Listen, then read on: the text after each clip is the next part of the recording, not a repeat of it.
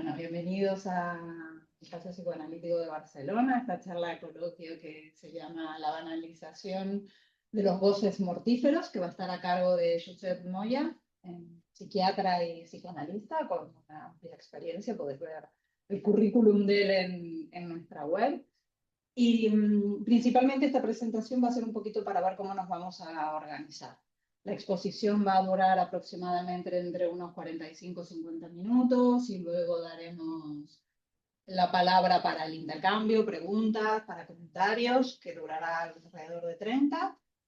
Y lo que vamos a tener que hacer es que para aquellos que estéis en la sala, cada vez que queráis hablar, levantad la mano y os acercamos el micro. ¿Para qué es el micro? No para escucharos por los altavoces, eso os va a confundir, sino para que nos puedan escuchar, para que os puedan escuchar los que están por el Zoom.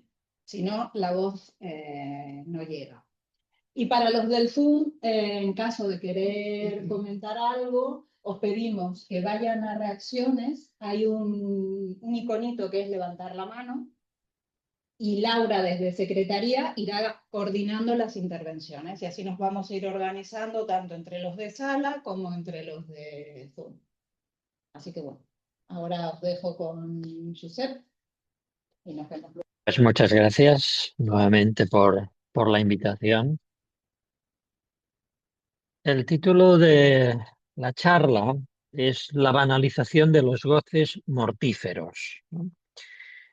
Y es un título que me fue sugerido, bueno, se me vino a partir de una noticia que tenía por título Los francotiradores de Sarajevo.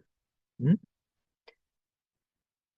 Y empiezo diciendo que es de todos conocido el concepto de banalización del mal, ¿no? Elaborado por la filósofa Hannah Arendt, ¿no? Sabemos que este concepto fue elaborado por esta filósofa alemana, judía alemana, a partir del reportaje que ella hizo del juicio al que fue sometido el nazi Adolf Eichmann en Jerusalén, después de haber sido secuestrado por el Mossad, por el servicio secreto israelí. Eichmann fue el principal responsable de la deportación de miles y miles de judíos a los campos de exterminio. Yo utilizo la expresión campos de exterminio, no utilizo la expresión campos de concentración porque en realidad eran campos de exterminio. La sorpresa que tuvo Hannah Arendt cuando hizo el reportaje, cuando asistió a la vista oral, al juicio de Adolf Eichmann en Jerusalén, fue que ella esperaba encontrar un individuo horrible, cruel, ¿no? Y su sorpresa fue que se encontró con un individuo mediocre, un individuo que actuó durante varios años, siendo uno de los principales responsables de la solución final, ¿no?, de Hitler, ¿no? Y actuó siempre obedeciendo órdenes, no porque él fuera una persona especialmente cruel. Y eso es lo que a Hannah Arendt la sorprendió y fue lo que la llevó a elaborar ese concepto de banalización del mal. Y yo he tomado ese concepto de banalización del mal para referirme a determinado tipo de goces mortíferos, ¿no? Hacemos ahora ya un salto en la historia, dejamos la Segunda Guerra Mundial y los años posteriores a la Segunda Guerra Mundial y nos situamos en el sitio de Sarajevo, en el contexto de los conflictos de la antigua Yugoslavia, de la ex Yugoslavia.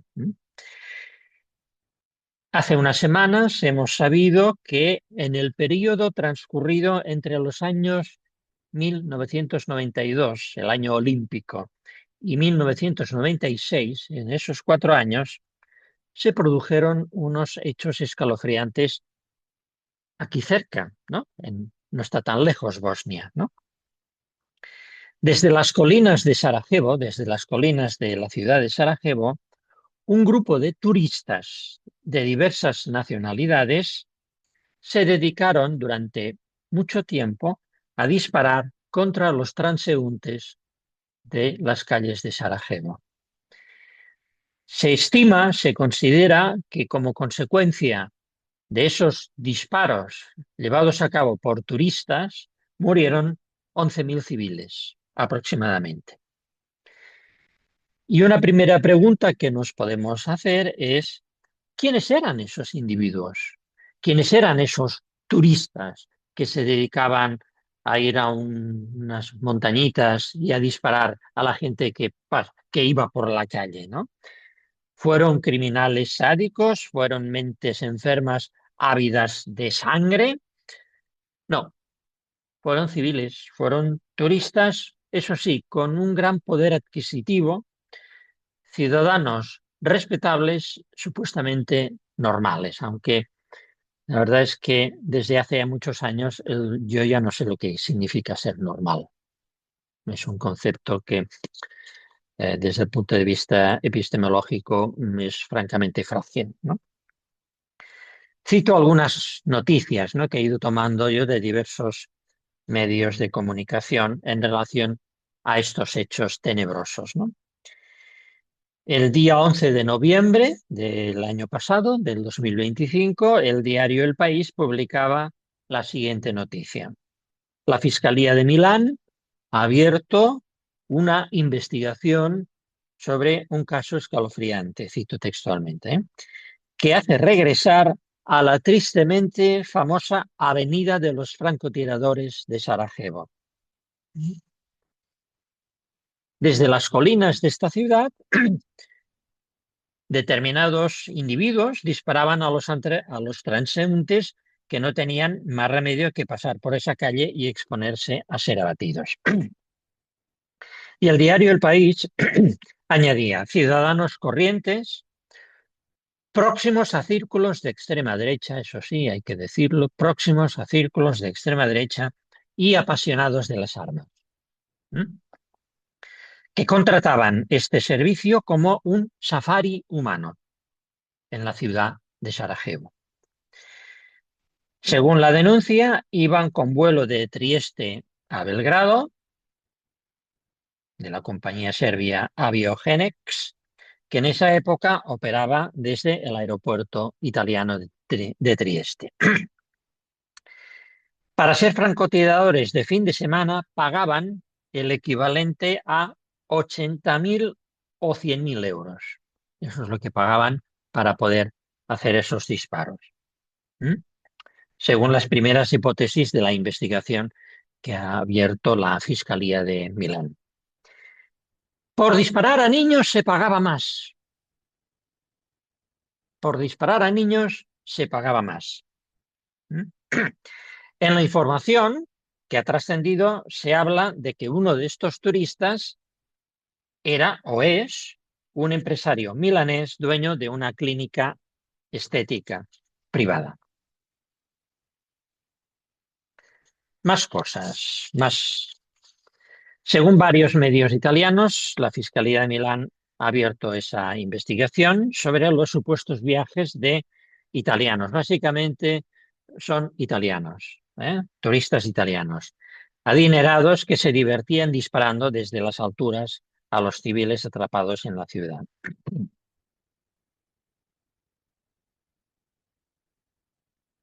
Debajo se leían las líneas, debajo de otra noticia, testimonios escalofriantes del turismo de guerra. Un oficial serbio ofreció a un periodista italiano la oportunidad de disparar a una anciana. Y este oficial serbio explicó, otros prefieren disparar a los niños. O sea, unos prefieren disparar a ancianos o ancianas y otros prefieren disparar a niños.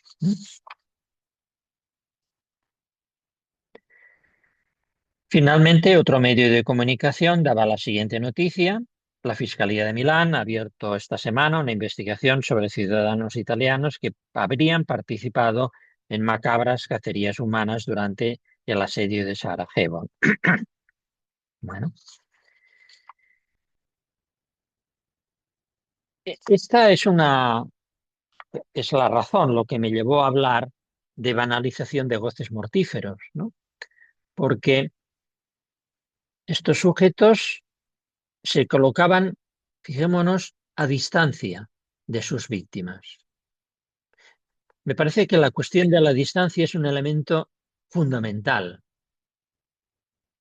Cuando una persona mata a otra en una guerra, lo que vemos muchas veces es que después de varios días de tiroteos, de disparos, digamos, de tocar la muerte tangencialmente, muchas personas, muchos soldados, sufren lo que se ha llamado desde 1980 el trastorno por estrés postraumático.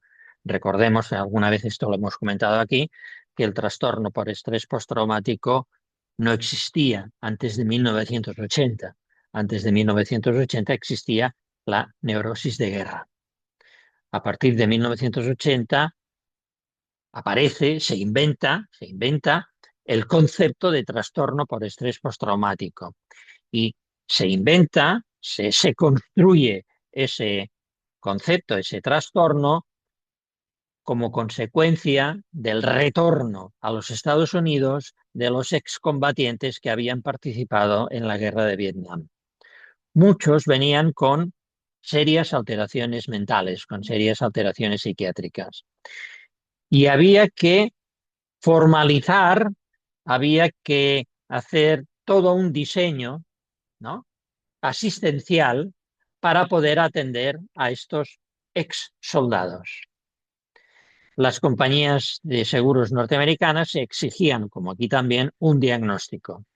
Entonces hubo que inventar un diagnóstico para que esos ex soldados de Vietnam fueran atendidos. Esa es la historia del trastorno por estrés postraumático. No es un tema científico, es un tema político. Bueno,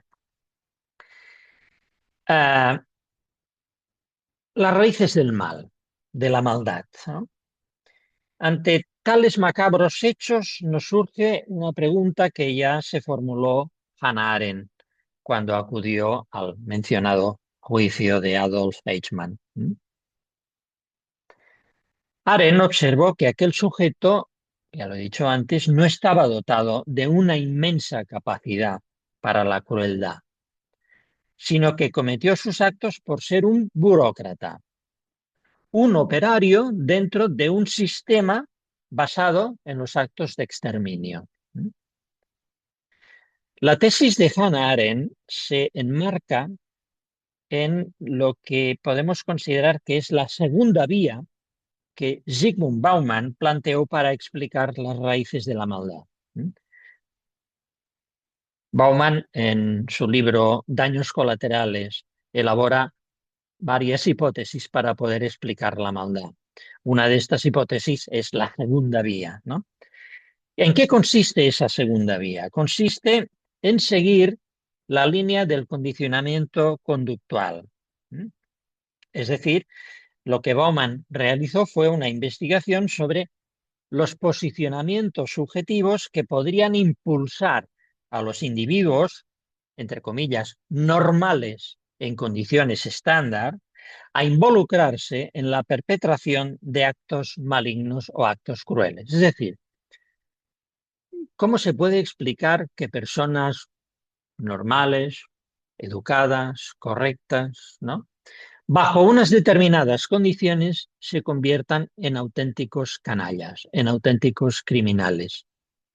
Y no solo eso, podríamos añadir algo que Bauman no plantea, pero que lo podríamos plantear, sin que eso le genere ningún sentimiento de culpa, ¿no? Es decir, personas normales, no psicópatas, sino personas normales, entre comillas, ¿no?, que bajo unas determinadas condiciones, bajo unos determinados contextos, se convierten en auténticos canallas, en auténticos crueles, pero eso no les provoca insomnio, no les quita el sueño, no les genera sentimiento de culpa, ¿no?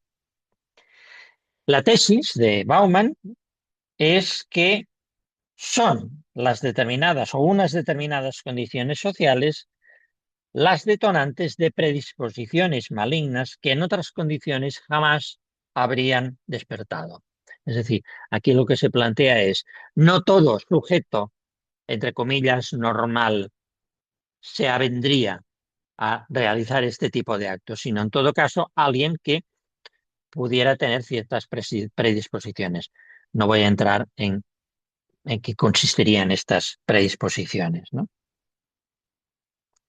Al analizar la tenebrosa figura de Eichmann, Arendt sostuvo que las monstruosidades no necesitan de personajes escandalosos y que el problema de Eichmann radicaba precisamente en el hecho de que aquel hombre no era, como he dicho antes, ni un monstruo ni un sádico, sino un hombre escandalosamente normal, escandalosamente normal. Ahora bien, las monstruosidades no solo se pueden explicar apelando a nombres propios. No podemos explicar las monstruosidades ciñéndonos únicamente a Eichmann, Hitler, Rudolf Höss. Rudolf Höss fue el comandante de Auschwitz, ¿no? Himmler, Pol Pot o William Calley. ¿Quién es William Calley? William Calley fue un militar, un soldado norteamericano que perpetró en la guerra de Vietnam una matanza que fue conocida como la matanza de My Lai en Vietnam. Los que ya tenemos una cierta edad recordaremos algunas de las fotografías que se publicaron sobre esa matanza. Eso ocurrió en el mes de marzo de 1968. Las monstruosidades no solamente se pueden explicar por nombres propios, las monstruosidades necesitan de colaboradores. Pongo colaboradores entre comillas. Es decir, millares de individuos que asienten y consienten. Asienten y consienten, es decir, personas normales que participan en actos macabros. Porque estamos de acuerdo que tenemos a un Hitler, tenemos a un Himmler, tenemos a un Eichmann, tenemos a un Pol Pot, tenemos a quien sea. Pero después tenemos a toda una serie de eh, personajillos, ¿no? Que se apuntan al festival macabro, ¿no? Esos son anónimos, son personajes anónimos, pero tienen la particularidad de que están ahí también, colaborando en la matanza, colaborando en la carnicería, colaborando en el genocidio. ¿Mm? Fijémonos en un detalle. Norbert Wilbain, profesor de filosofía aquí en la Universidad de Barcelona, escribió en su libro El idiota moral, un libro escrito en 1993, escribió lo siguiente.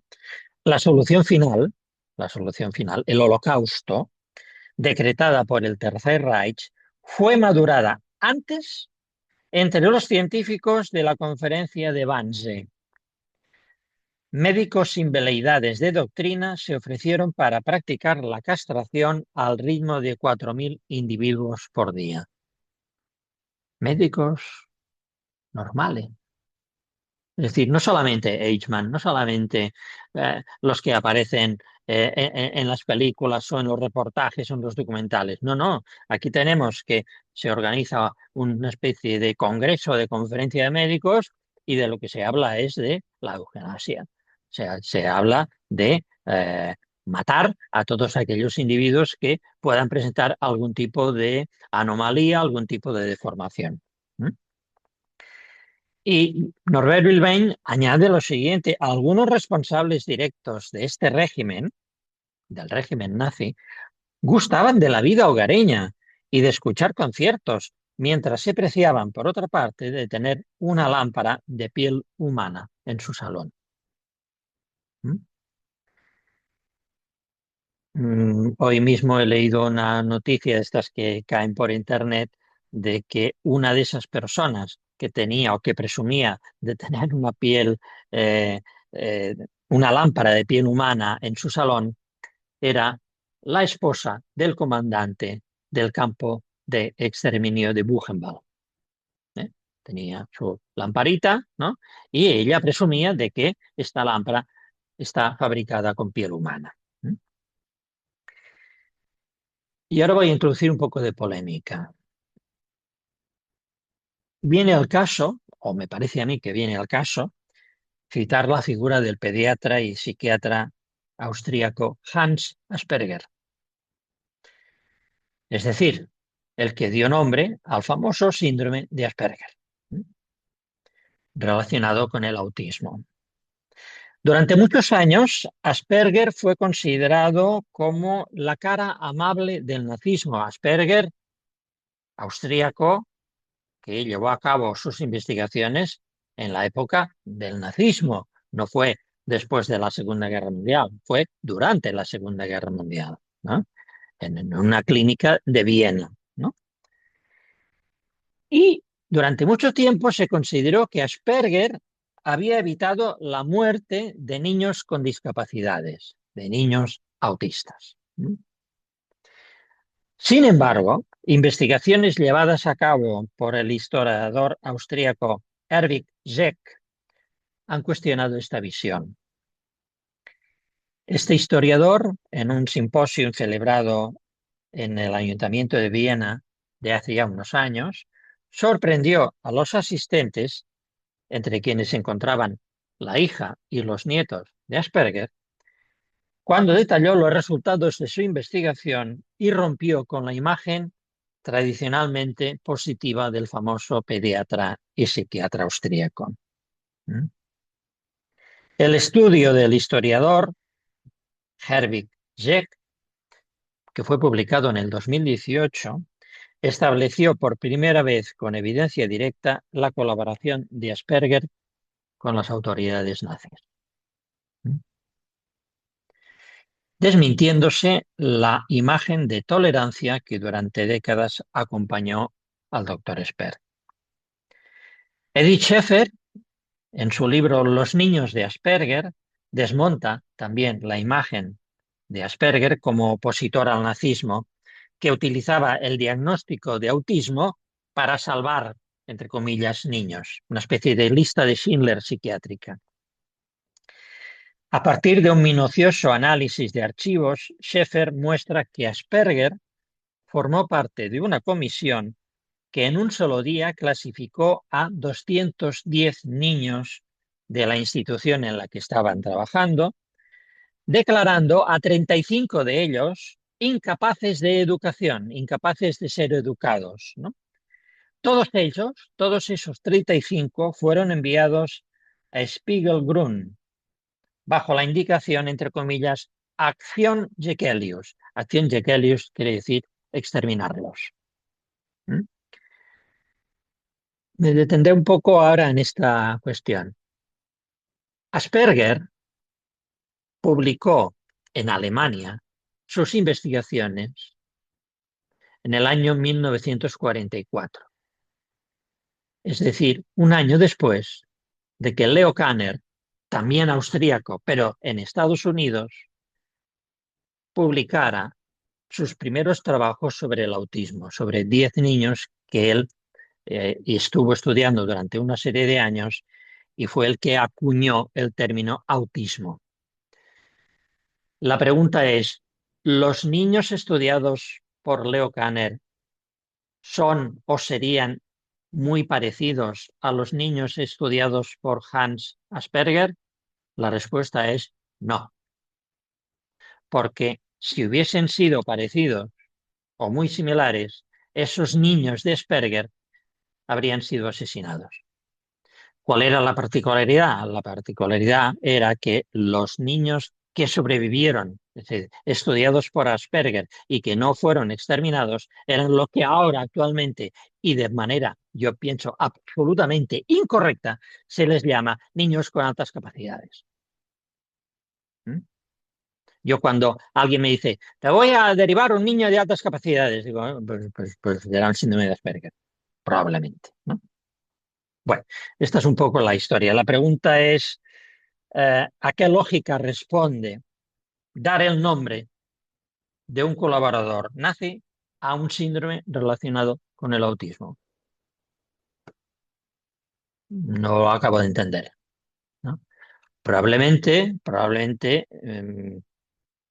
cuando se acuñó el término de síndrome de Asperger, se desconocía, no se habían publicado todavía las investigaciones de varios historiadores que ponían en evidencia lo que realmente había hecho el doctor Asperger, ¿no?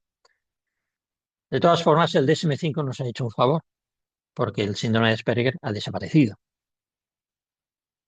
No existe el síndrome de Asperger. No lo encontraremos en el DSM-5.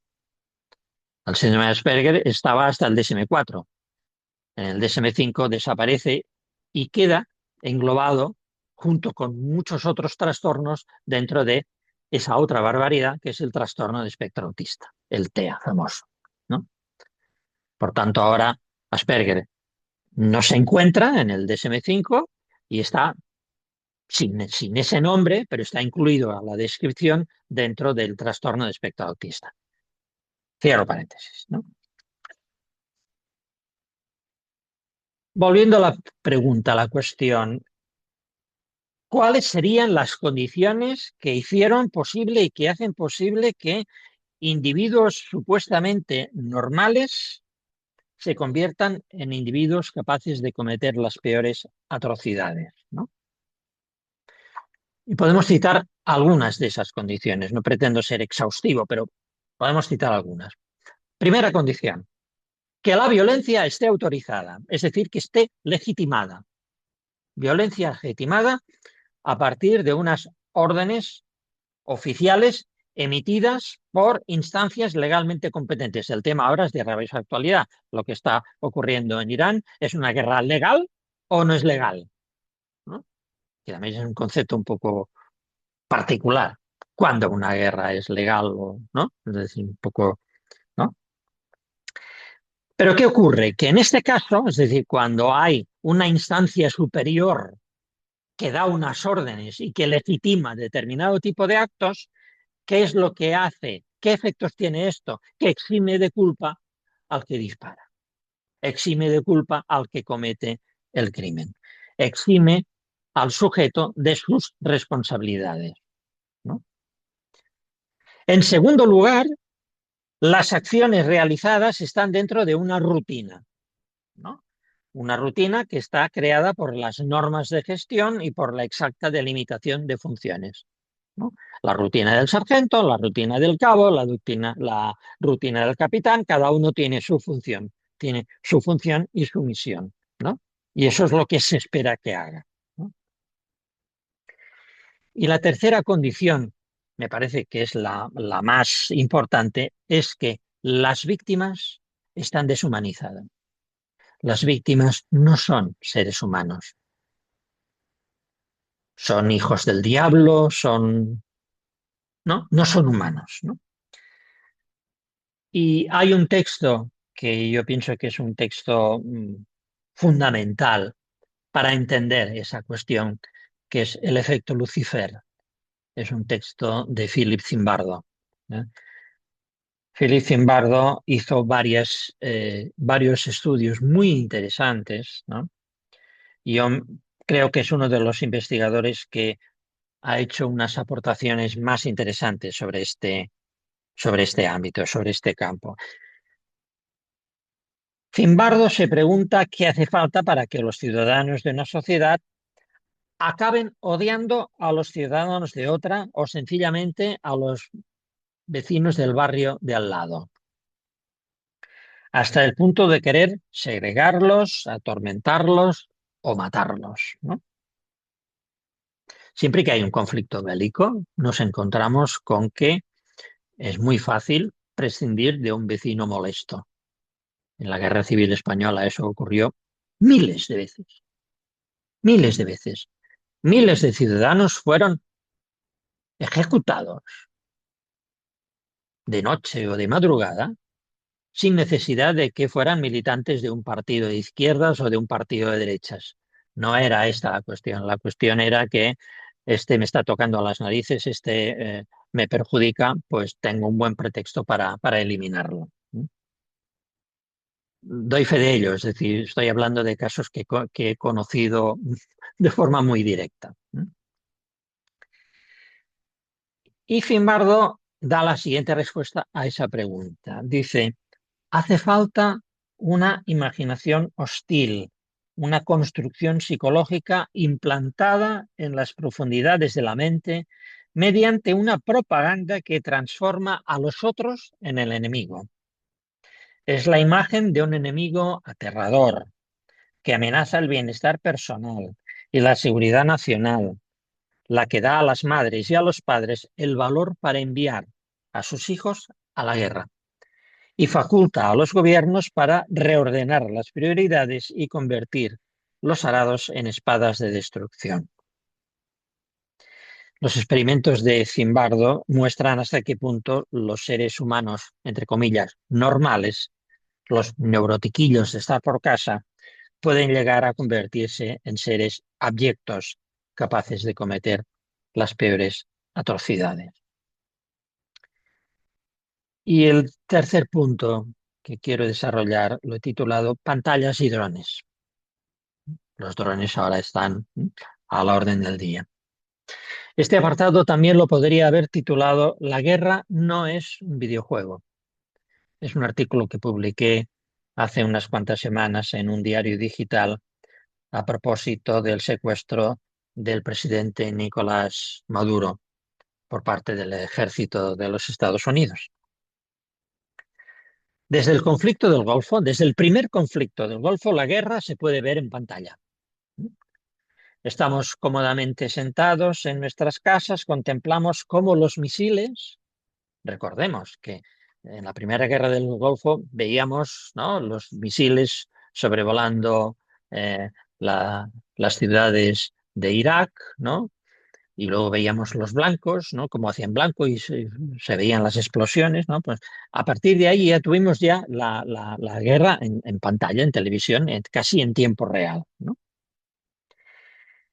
Como los misiles sobrevuelan a gran velocidad las calles, las casas de las ciudades hasta dar en el blanco. Poco después nos informan de las muertes provocadas por el misil, pero alerta con el detalle. A menudo no vemos las muertes. Las imágenes podrían herir la sensibilidad del espectador.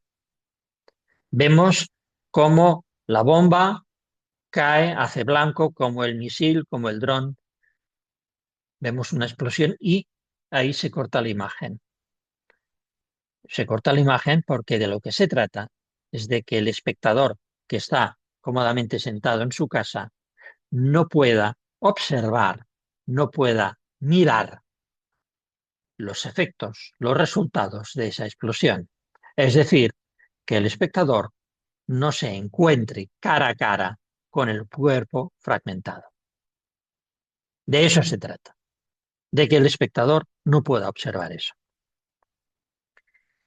Pero esta historia viene repitiéndose desde Irak, Afganistán, Israel, Gaza, Venezuela, Irán, ¿no? Hace unas cuantas semanas, una cadena de televisión, TV3, para ser más exactos, emitió una entrevista a conductores de drones rusos. La periodista fue a un campo de entrenamiento de drones rusos y entrevistó a un entrenador. Las entrevistas nos mostraron a unos jóvenes manejando los drones y guiándolos, ¿eh?, hacia sus objetivos, hacia los objetivos que había que eliminar. El tiempo de entrenamiento requerido para manejar esos drones es de 15 días. El tiempo de entrenamiento para un piloto de caza son 5 o 6 años, pero un dron se puede manejar con un entrenamiento de 15 días. El entrenador le explicaba a la periodista de TV3 cómo entrenaba a los muchachos, muy jóvenes, casi adolescentes. Además se veía, ¿no? Se les veían muy jovencitos, ¿no? Eran individuos muy diestros en videojuegos. Solo que entonces ya no se trataba de un videojuego, se trataba de matar a seres humanos. El paso de la ficción a la realidad mortífera es muy rápido. Por tanto, ya tenemos la película montada, ¿no? Tenemos pantallas, tenemos drones, misiles, cálculos trigonométricos, coordenadas, encuadre del objetivo, disparen. El escritor granadino Justo Navarro, en un libro también muy interesante que se llama El videojugador, ha escrito que dividir el mundo en dos lo hace más fácil, comprensible y manejable. Los lenguajes informáticos y su sistema binario 1, 0, sí, no, mantienen, dice Justo Navarro, una correspondencia casi natural con el juego maniqueo de la guerra, buenos, malos, que está basado en la distribución tajante de simpatías y antipatías, rechazo o solidaridad afectiva y moral con los personajes, buenos, malos, villanos a los que destruir, o héroes con los que identificarse o confundirse. Ahora bien, la guerra es mucho más que un divertido videojuego. La guerra es caos, es miedo, es terror, es fatiga, es sangre y finalmente es muerte. Pero ¿qué es lo que ocurre en la actualidad? En la actualidad lo que ocurre es que el horror de la guerra, el miedo, el pánico, la visión de la muerte desde cerca, van dando paso a una nueva versión que es la guerra a distancia. Los drones son baratos, son eficaces, minimizan las pérdidas de quienes los utilizan, pero la pregunta es, ¿cuáles son las vivencias de los conductores de los drones, de los pilotos de los drones, de los que están delante del ordenador, ¿no? Manejando las coordenadas? Recurro a otro texto de Roberto Montoya que se llama Drones, la muerte por control remoto. En este libro, Montoya recoge el siguiente testimonio de una piloto de drones, la Mayor Meyer. Mayor Meyer es obviamente un nombre ficticio, que en unas declaraciones a Der Spiegel explicó que estando embarazada mataba a personas con su joystick en la base de Creech, cerca de Las Vegas. Ella estaba en la base, estaba embarazadita, iba a traer una nueva vida al mundo y mientras tanto, con su ratoncito, iba matando personas con los drones. Y dijo esta militar, no había tiempo para los sentimientos. Sentía que mi corazón palpitaba con fuerza y que un subidón de adrenalina, y que tenía, perdón, un subidón de adrenalina cuando esperaba la orden de disparar. Y añadió, cuando la decisión había sido tomada y mis superiores confirmaban que se trataba de un enemigo, de una persona hostil, de un objetivo legal que debía ser destruido, entonces yo no tenía reparos en realizar el disparo. Meyer concluía su entrevista manifestando que se sentía orgullosa por la labor realizada y le aseguró a la periodista que sentía nostalgia de aquellos años y que le gustaría volver a combatir. Combatir, pero a condición de hacerlo desde una pantalla, porque una cosa es combatir desde una pantalla y otra cosa es combatir desde una trinchera, sabiendo o teniendo conciencia de que en cualquier momento el que va a saltar por los aires es el que tiene en esos momentos el fusil o la granada, frente a un objetivo situado a miles de kilómetros y sobre todo sin que pudiera apreciar en su propia alma, lo de alma es un decir, los efectos de su disparo. Porque, y ahí viene lo de la banalización, este asunto no suele dejar marcas en el aparato psíquico del que dispara, en la medida en que lo que elimina son píxeles en una pantalla, puntos. Lo que ocurre es que esos puntos se corresponden con seres humanos, que en unos segundos desaparecen de la pantalla, ¿no? primero están, ¿no? Como las lanchas estas venezolanas, ¿no? Y entonces vemos que en un momento determinado un misil, ¿no? Hace explosión y desaparece de pantalla la lancha venezolana, ¿no? Y lo mismo sucedía ante las miras telescópicas de los turistas francotiradores de Sarajevo. Veían a un niño, veían a una anciana que caminaba por la avenida, apretaban el gatillo y de manera inmediata aquel niño o aquella anciana caían desplomados. Bingo, acerté. El goce está en la mirada. Es la pura pulsión escópica asociada a la destrucción, a la muerte. Y que sabemos que como tal pulsión nunca acaba de satisfacerse. La pulsión no se puede nunca satisfacer. Por eso siempre insiste la pulsión. Por eso repite la pulsión. Y acabo diciendo que afortunadamente no todos los pilotos de drones se sienten orgullosos de sus proezas criminales. Los hay que acaban siendo víctimas también del afamado trastorno por estrés postraumático, que dicho sea de paso, bienvenido sea el trastorno por estrés postraumático, porque si algún día el trastorno por estrés postraumático desapareciera, la humanidad desaparecería también con él. Muchas gracias.